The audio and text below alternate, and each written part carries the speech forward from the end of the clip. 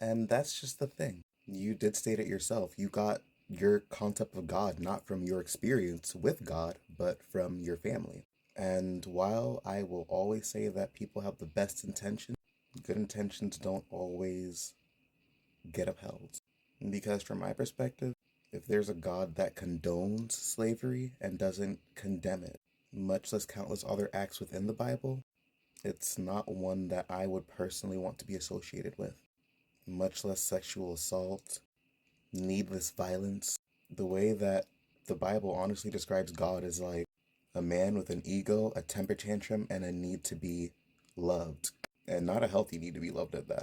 And it's important to be very mindful of what we are consuming because we need to consider what we would think from this perspective to be right and wrong and really, really sit with that for a moment. If there is a voice that came into your head and it told you to kill your family for one reason or another, and then you're about to do it, you're about to get a gun, you're about to get a knife, and then you chase your family, and then the second you're about to stab them, it's like, oh, just kidding, you don't have to do it. Anybody objectively right now would say that that is not, you'd probably be getting looked at and evaluated mentally, much less this being something that is normalized. God telling people to do some crazy thing just to test their faith, harm individuals to test your connection, killing people just because it got in a bad mood. Like, do you think it's justified to just kill people because you don't have a good mood or they did something that you don't like? Or do you have the ability to understand that that's just not how you would conduct yourself? Much less something that we're supposing to be smarter and more emotionally intelligent than a human. The way that indoctrination works is you don't have a chance to understand anything different. You are fed these constructs, you're fed these belief systems, you're fed all these ideologies, and because you grew up with it, it's normalized. If you were in another country, then you would be worshiping a different god. You would have been taught differently, and your beliefs would simply be different. Not to mention the societal influence of hearing everybody, or at least a high majority of people, endorse this concept and telling you, even to a subconscious degree, that this is a proper way to conduct yourself. And so I'm going to be completely honest, but you haven't had any experiences with divinity. You've had it outlined by other people and fed to you. You've had it defined for you before you were even able to define it for yourself or experience it for yourself. And so, with all due respect, if creation was trying to tell you, hey, look, I'm right over here, I'm right over here, you would have no chance of seeing it because you're looking the other way.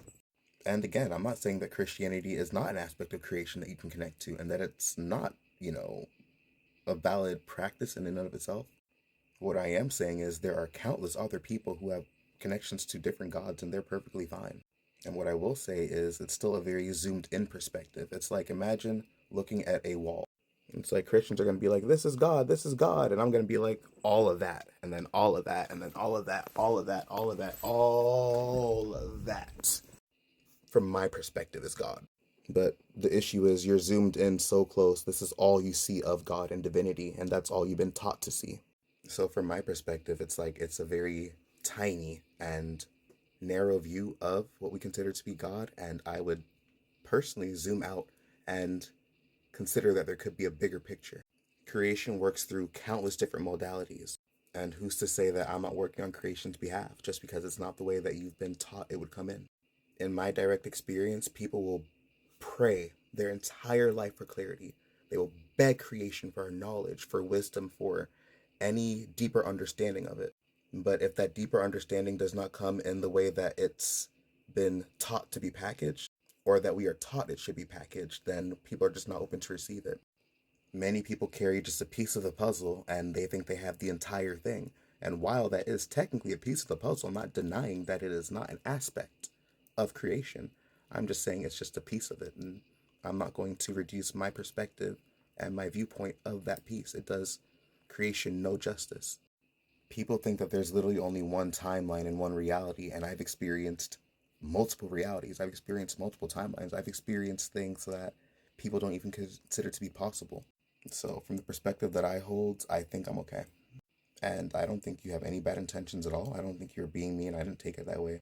But a huge part of the platform that I have is used to deconstruct and understand these beliefs and why people hold them, why we got taught these things and how we can maybe shift from that into something a little bit more expansive. The Bible is a book that is written by humans. It's their best attempt at capturing something. And the way that they describe divinity, it's like a child throwing a temper tantrum. If I were some divine being and I gave my children my word, I don't think within the word that I'm giving my children, I would give them modalities and tools and methods to enslave and torture and harm another being, much less justify it. And the Bible was used so heavily to justify slavery against my people and keep us in shackles. If I were a loving God, there would be no chance, not even the slightest, not even an ounce of a potential for my word to be used for harm against another individual who's done no wrong to another person. Much less this being a reoccurring theme that we have to now dissect and figure out if it's metaphorical this, if it's in this context, if it means that it's there's too much subjectivity and too much room for exploration. And I'm just saying, if I were God, I'd have a smarter way to let you know that I exist. And in my personal experience, in my humble experience, when divinity wants you to know it's real, you will have no chance to even question. You won't even have a chance of even thinking or considering the possibility that it's not. You wouldn't even have a doubt in your mind when divinity wants you to know that it exists. The way that I experience life is I see things that defy what we are taught to be possible happen on a daily basis. But within the confines of some religions, we're taught that we have to wait until we die to figure it out. And I don't think that's how I want to live my life.